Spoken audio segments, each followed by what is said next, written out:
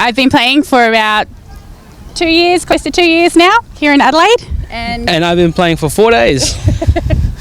And we're off. Colf gets to the ball first. Here we go. While Danny and James pick up the bludgers from the Hot tamale, that is a tackle. Wow. And Colf is back. Heroics already from the Manacores in defence, similar to what we saw last year.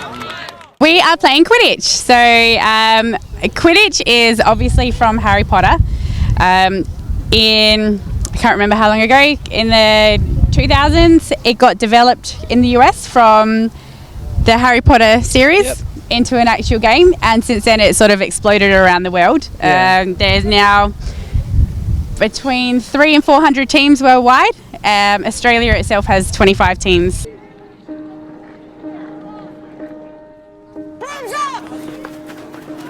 I'm a huge Harry Potter fan, and I saw these guys running around, and I was like, wait, is this real?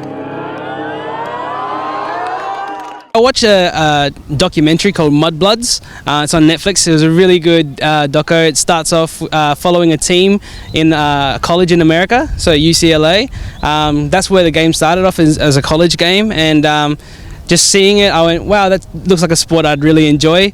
I'm not really tall, but I got a decent sized body and I'm agile, so I thought this would be good for me because it's full contact and you score through hoops and stuff like that. So all the sports that I did play, I could actually mix into this sport. And I'm a bit like Ezra. I played netball and tennis and all sorts of sports growing up, so this sort of utilises all those, brings them all together. Yeah. Red team, are you ready? Yeah! Alright, 3, 2, 1, freeze up! I do not have a phone. Damn it, Big. Well done, Simon.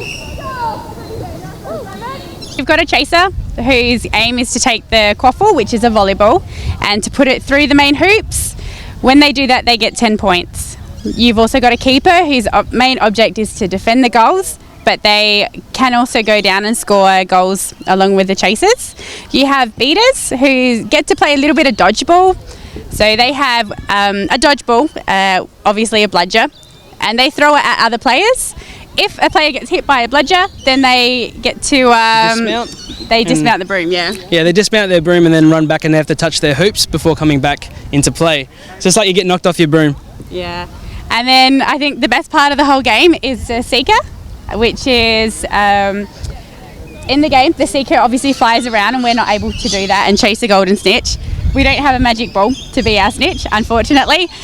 What we do have is a very entertaining snitch runner who will be a third party person who will wear a gold bib and yellow shorts, and will have a tennis ball that's in the end of a sock and hanging out the back of their pants. And so the seekers, they have to try and grab the snitch without touching the snitch, obviously. Without the touching person. the snitch runner, yeah. Yeah.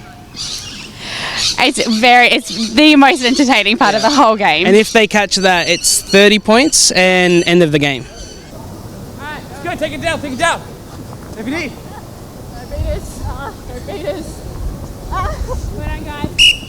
We've got 3 teams here in Adelaide.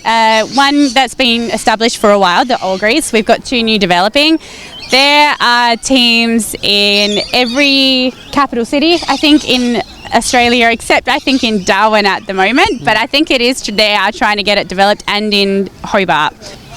It's everywhere. If you look up Quidditch and your state, there are ways to find teams in Australia. Currently, our national team is actually preparing for the World Cup. Yeah, they qualified for the World Cup in Germany.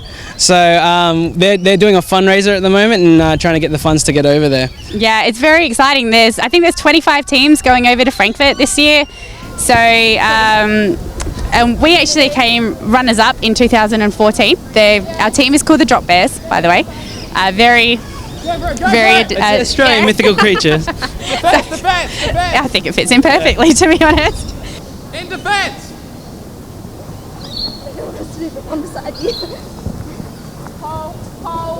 It's so much fun. Yeah, and it's for those people who don't think it's a real sport. It's a real sport. There's full contact and everything. Like, watch Mudbloods and you'll get an idea of what the game is like.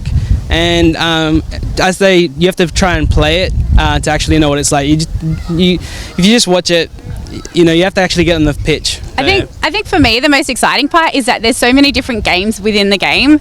So you've got like almost a basketball netball style where you're throwing the balls through the hoop. You've got the dodgeball. You've got chasey with the seekers and all that sort of stuff. Like, it's just so much. And you don't have to be a particular fitness standard to be able to play. We went over to Quaffle last year in Melbourne, the Nationals.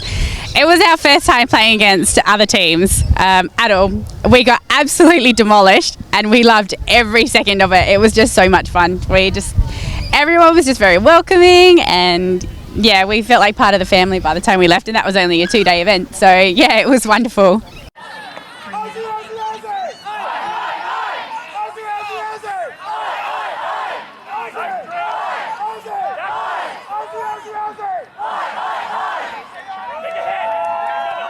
And that's about it for this edition of Player Attack. Thanks for watching. Next week, we've got a special report from the World of Tanks Grand Finals in Warsaw, Poland. Look for chats with the teams, wargaming developers, and a look at some of the real-world vehicles that are included in the game. In the meantime, you can catch us at playerattack.com. We're on Facebook, YouTube, and Twitter. And if you've got something you want to say, send us an email, mailbox@playerattack.com, or just hop on our forums. Till next week, I'm Jessica Citizen, and this is Player Attack.